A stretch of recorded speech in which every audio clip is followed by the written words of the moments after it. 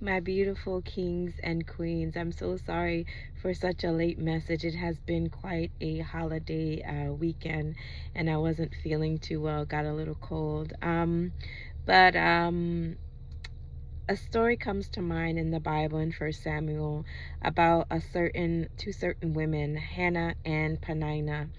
They shared a husband, and Hannah could not conceive, and Peninnah could conceive. And because Peninnah could conceive and Hannah could not, Peninnah was a thorn in Hannah's side. She picked at her and poked and prod, even though the husband loved Hannah even more. He would make sure that when it came time to offer gifts, that Hannah got a double portion because she could not conceive. So Hannah took it upon herself to go before the Lord. She took it upon herself to cry at his feet and to plead her cause before the Lord. And while she was there at the temple pleading her cause, Eli was watching, and he even thought that Hannah was drunken because of how her cause was being pleaded on to the Lord. He thought that she was drinking because she had to express, or that was her way of expressing unto the Lord her request and her petition. She cried unto the Lord and she promised the Lord, "Oh God, if you just bless me with this child, I will give him back to you. I will give this child back onto you." And Eli blessed her, told her to go her way, and she did conceive. And because she conceived, she kept her promise to God. She conceived this child and she gave the child back unto the Lord to serve in the temple.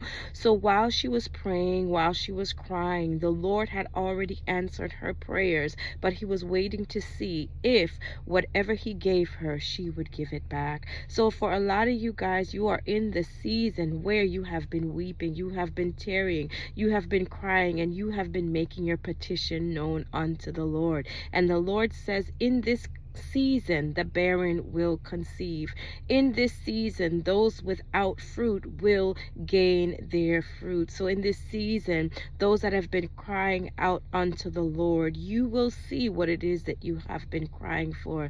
The Lord will bless your womb. The womb does not have to be a thing of natural. It could be your spiritual womb. For a lot of you guys have been wanting to birth projects. You guys have been wanting to birth businesses. You guys have been wanting to birth relationships. You guys have been wanting to birth that vision that God has placed on the inside of you. And the Lord said, in this season, your crying, your weeping, your tarrying will not be in vain. In this season, the Lord promises to make you fruitful. In this season, every naysayer, every mocker, see, Peninnah was mocking Hannah because she thought that God would not open her womb. Those that have been mocking you, those that have been jeering you, those that have been against you in this season shall watch as you conceive. But the Lord is asking, if he gives you the blessing that you have been tarrying for, if he gives you that which you have prayed for, will you give it back unto him? And that was part of the promise. Lord, if you bless me, Hannah said, Lord,